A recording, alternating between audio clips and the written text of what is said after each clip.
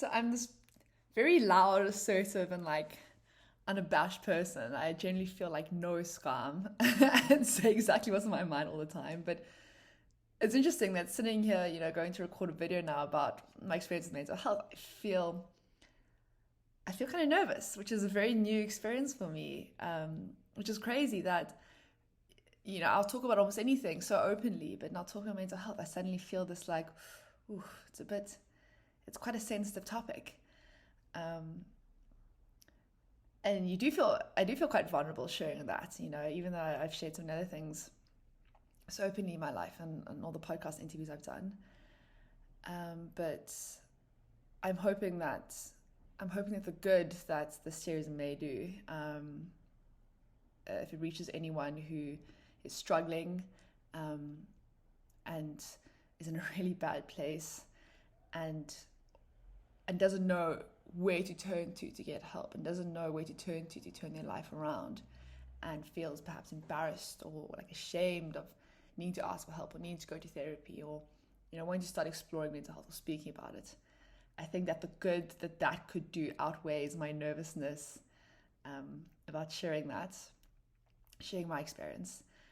So I guess the first thing to start with is just a bit of a disclaimer. I'm not like a psychologist or a therapist or anything like that. I can um, just someone who, yeah, has been through a fair amount, like everyone has, I suppose, been through a fair amount of my life, and decided a couple of years ago that I wanted to sort of, take responsibility for my happiness, and take responsibility for the life that I wanted to have. I started realizing that all the things that I thought I'd wanted that would make me happy, didn't make me happy. Uh, relative to like success or money or looking a certain way, or dating this kind of person, or living in a certain place, all these, or going somewhere, or traveling, or all these list items we make. You get them and you tick it off your list, and it's like it feels really cool for like a day, maybe 2 days, and then you reset, and you take yourself everywhere you go. And if you're looking for these external things to give you that like hit of happiness, it gives you that. But like the way like our brains work, you literally just then reset back to who you are and who you always were, and the same thought patterns that you have, the same habits you had, um, those are still there. And if you have thought patterns and habits that for your whole life have made you feel a certain way, you don't like how it made you feel, it's going to be right there. Once you step down from that high, from like having achieved something you wanted to achieve, like the you is there. And so I started realizing that this you that was the problem, not my life situation or circumstance. It was how I was perceiving the world and how I was reacting to things that I wanted to change. And like the neurochemistry and like the medical, like the science behind how our brains work is actually really fascinating. And I think maybe I should have posted some links to some of the resources that I did. But the more you understand about how our brains work and how like our brains are literally just like these like habit formers and then habit retainers. And the more you do something, the more you do it. It's like this like, there's a word for it when you, I don't know, but like basically like that's why breaking habits is so hard, because your brain kind of like is wired to just repeat habits. It's like how we've survived for so long. If something works, you keep doing it. And so you have to kind of retrain yourself to like how you think about the world and how you see the world. You like retrain your brain, and it takes a really long time. So the first thing I guess I'm gonna start by saying is that, well, not the first thing now, it's like the seventh thing I'm saying, but a point I want to make is that it's a long process, but it's like the most incredible and most beautiful, most rewarding process. Getting to know yourself, getting to love yourself, building your self-worth and your self-confidence, and shaping your perspective of the world. The world and reality exists beyond our perspective of it. And I always felt like the goal of meditation, the goal of mindfulness, and like a healthy set of mind is to try and get your perception as close to the actual reality of it as possible. And it's almost an impossible task because our perception is so filtered by our experiences. The sum of our experiences that we've had like shapes how we see things. And so you'll look at something, you won't just see it, you'll see everything you've associated with that thing or with that person or with that experience. And that's why I think children have such joy when they look at the world, because they're seeing it as it is. Whereas adults look at it and they just see something and it triggers all these triggers, I guess. Which if you're not aware of those can be negative triggers. And that's why therapy mindfulness is so important, so you can start to understand what these triggers are and why it's making you feel a certain way, and then really explore them. And you're on the right path when you start to feel really uncomfortable. When you're in therapy or you're meditating or you're being mindful and you've kind of hit on something that makes you feel like uncomfortable or awkward to think about or talk about or deal with, kind of exploring that thought or exploring that memory is really valuable there, because it's obviously like it's a big sore point. And if you haven't explored that, if you haven't understood how it's making you react, and it's going to keep unconsciously dictating your actions. Every time a scenario arises and it triggers you, you're going to just like react straight away, instead of understanding why you're reacting that way. And what happens when you start to really like pull this apart is you realize that there's this massive space that exists between, cause and reaction, between stimuli and reaction. Like, if you're quite unconscious, the world will throw situations at you, and you unconsciously just react straight away. You'll have that, those habits formed so deep in your brain, something will happen and you'll just react. But with enough time over like understanding yourself, things will happen to you in the world. The world will throw situations at you. And what you realize is that there's actually so much space that exists between you reacting. You can kind of observe the situation. You can observe the feelings that are rising in you. Maybe it's anger, frustration, or sadness. Not nice feelings that you don't want to kind of like deal with. And instead of letting it like seep into you and sink into you and make you like lash out or make you feel sad or make it like, sort of like discolor the moment and your quality of life, what you'd rather do is observe that. You become almost like this curious observer of how your mind works. And you can be like, oh, that's interesting how I'm feeling really angry in the situation. It's interesting how like I want to react like that. And like an unconscious version of me would have done that. Or like a more childish version of me would have done that. But like if you want to get to this place that is wise, you can kind of be like, you can observe the different paths you can take from that moment in time. And you can still choose to react badly, to lash out and be angry or be sad.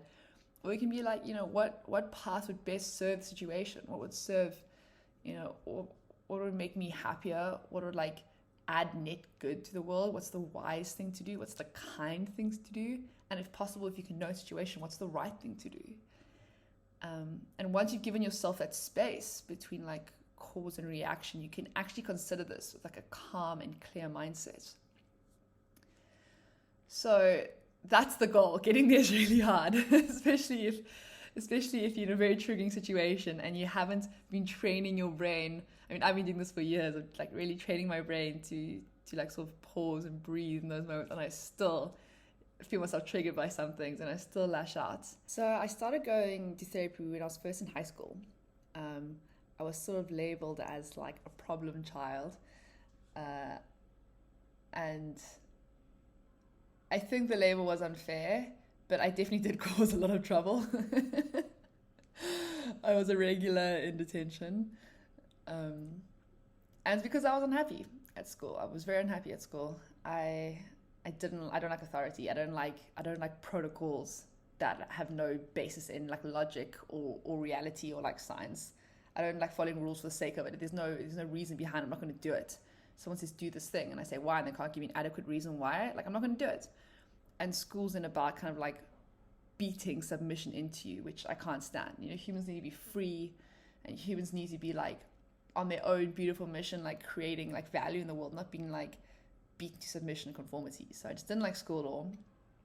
And if your whole world is school, which it is when you're younger, especially I was at boarding school, then and everyone's telling you that you kind of that your behavior is like making you wrong. It can really kind of start to seep into your self-worth and how you observe yourself. And it starts to kind of manifest in all these other ways, and then it becomes like the self-fulfilling prophecy where you start to look for evidence, and everywhere you look, you just see things that are kind of wrong. And then this kind of perpetuates over time. You don't kind of catch that thought and be like, well, why do I think that? So I started going to therapy when I was in school, and I actually hated it. And I hated it because I couldn't find the right person to work with. It's one of those important relationships of your life. I mean, you're going to be exploring the most vulnerable side of yourself, your mind, your self-worth, and very personal experiences that have like deeply hurt you. And those can be hectic. It's a very hectic space, and you have to be able to like vent and express yourself in a way that feels like safe, that you won't be judged, and that you won't kind of have someone think like, whoa, that's weird, because you got to just like let all the weirdness out. If there's one place to do it, it's got to be with your therapist. So I started and I hated it. And so something I want to say to that is that if you do, it takes a while to find the right psychologist and the right therapist. Like, you can't just meet one person, you guys don't get on, and you're like, oh, well, then I'm never going to go therapy again. It's like dating. You have like, just because you date one person who, doesn't work out, it doesn't mean that like you're never going to fall in love. Or just because, you try one thing and it doesn't work out. It's the same with therapy. Like, I think it's such a personal relation, it's such a personal experience. People kind of like have to really go out on a limb to start it. It doesn't work out the first time. You can feel a bit like, oh, it didn't work out, let me give up on this. Don't give up on it. The same kind of way you got to persevere with, getting your company off the ground, persevere with, whatever goal you have. Like, don't give up on therapy. Your first therapist, my first therapist, yeah, it didn't work out. And then, so I kind of stopped, and then I finished school, and then I was traveling for a bit. And then when I came to Cape Town, when I was on my gap year, I backpacked around the world, and didn't really need much therapy then, because even though I wouldn't say I was like happy, and I actually wrote a story about this. It's called The Revolutionary, and I'll post a link if anyone wants to read it. Even though I wasn't happy, I wasn't sort of like desperately unhappy, which I think you kind of get when you're in a system. And so when I came to Cape Town, I started university, and I was in that system again. I started feeling like it just wasn't like super stoked with who I was and where I was. And so I picked up therapy again, and same kind of issues before. Like, I met a psychologist who I kind of liked and was okay, but it wasn't really there. That chemistry wasn't really that. She didn't like understand when I said it. She didn't understand what I was saying. She'd be like, oh, so you mean this? I'm like, I don't mean that. And I tried to like stick it out and go for like a couple sessions, but it wasn't working. And so like, don't feel any like, don't feel like it's wrong to like shop around and try different therapists and be like, oh, actually like, literally like date therapists in a way. Not like date them. That's, I mean, like in terms of like go on dates them. But I mean like, try some out, go to a few sessions, work out, then try someone else out, go a few sessions, then try someone else out. Like, there's nothing wrong with like shopping around. Maybe shopping around is a better word to use than dates to find the right person for you. And literally it took me like 5 or 6. I mean, I'm a very difficult person, so it could have been I've got very high standards for everyone in my life. But by like my 5th or 6th person, I was literally ready to kind of give up and be like, oh gosh, I'm never going to find someone who actually understands me, who gets what I'm trying to say, who I can kind of like respect enough to listen to also. And then someone who I used to know from school, we met up randomly for a coffee, and she brought up that she was seeing a psychologist, and I was like, oh, well, like I've had such bad luck. She's like, oh, well, give this person a call. And I did, and had my first session with her, and like it was incredible. I was in a really bad place when that happened. I was in like my 3rd year varsity, and I just was like under a lot of stress and pressure at the time, and I wasn't dealing with it in very healthy ways at all. Maybe as I get more comfortable with these videos, I'll go into more detail about that and healthy coping mechanisms as opposed to healthy coping mechanisms. And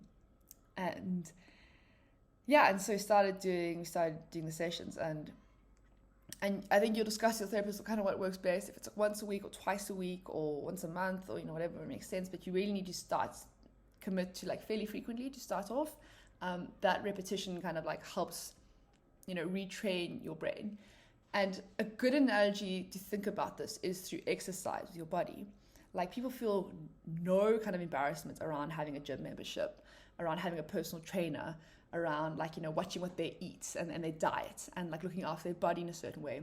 And I think we have to apply the same kind of thinking to therapy and to mental health.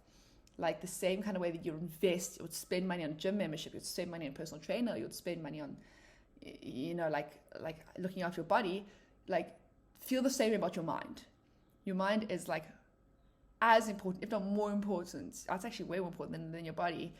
In terms of like investing and looking after, you have to like look after it, and you have to cultivate that if you want to kind of like have a perspective and feel kind of happy and want to adjust to the world.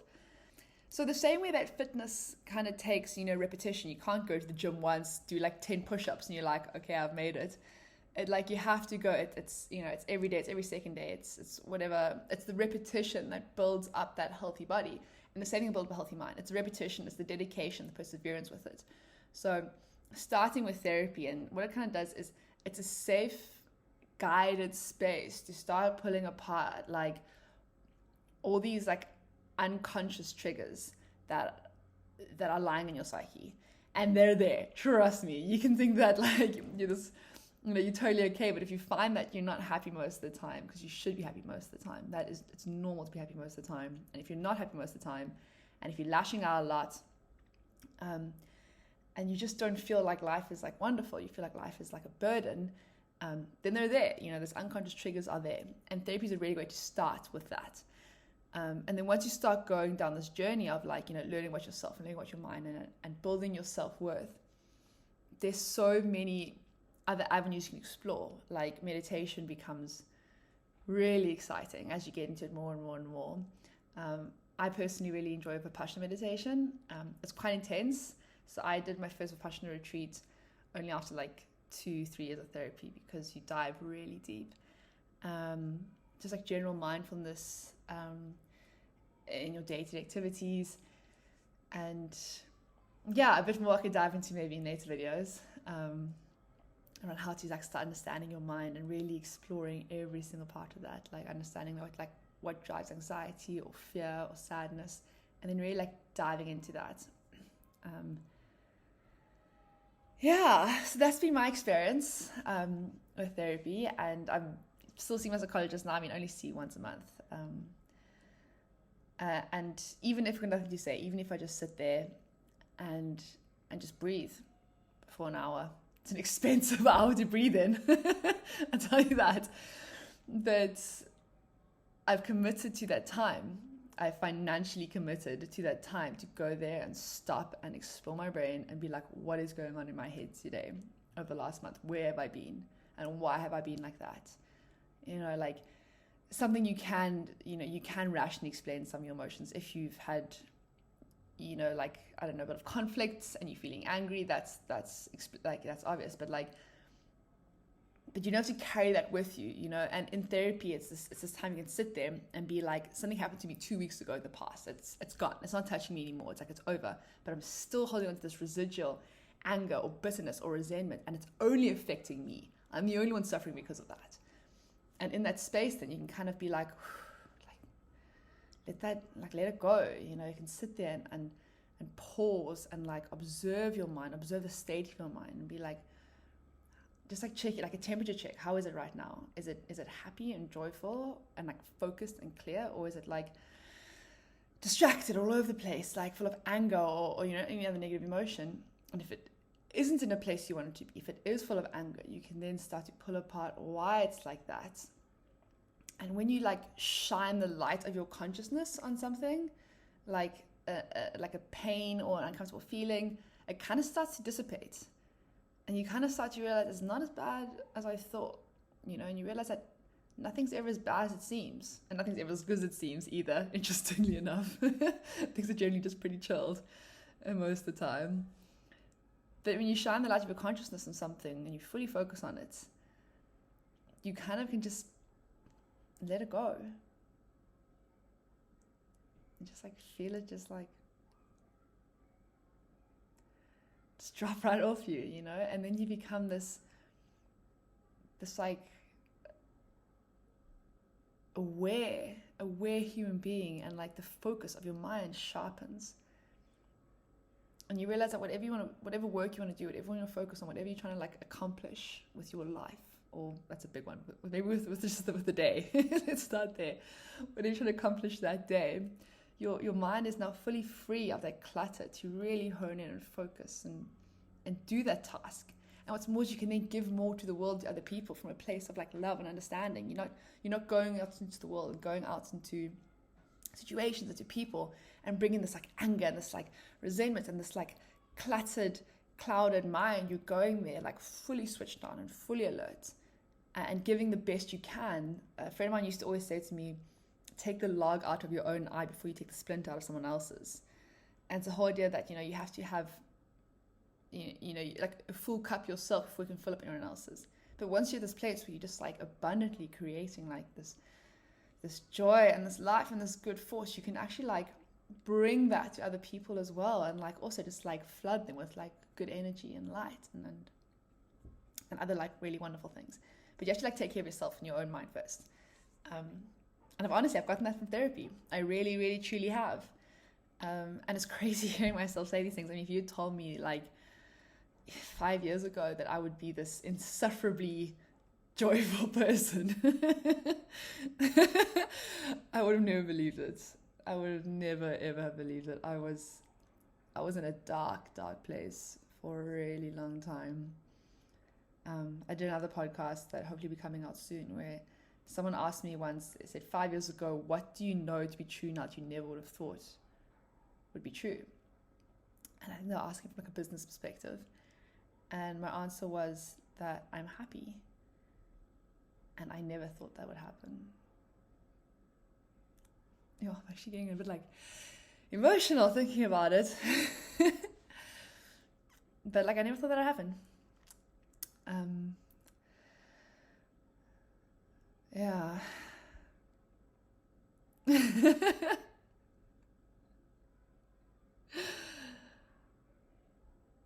And it's therapy. It really is. Like, the boring way is it works. What everyone tells you, like going to therapy, it works.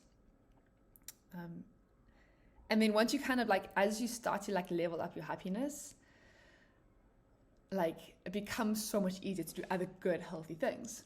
Like you'll find that it's any addiction that you have, you want to stop. Like, let's say you're smoking, or you're in a toxic relationship, or you're drinking too much, whatever it is. You find that when you have this high level of like serotonin, dopamine, just happiness in your life and clarity, you're able to really assess the things in your life and just start like chopping them away.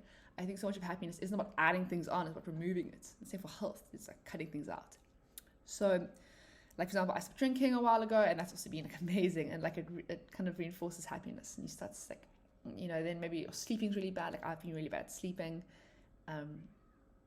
You can then like shine the light of your consciousness on that issue and kind of make better sleep hygiene decisions, like limiting screen time before bedtime, or avoiding caffeine after midday, and making more like wise decisions for your mental health. And it's easy to make those decisions.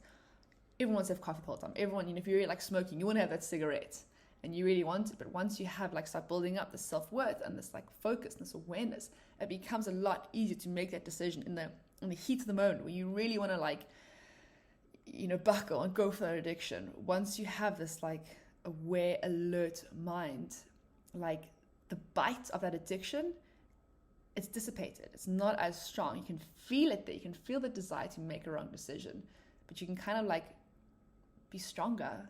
You're stronger than whatever it is that used to control you. And it really is wonderful. So that's why I advocate for therapy.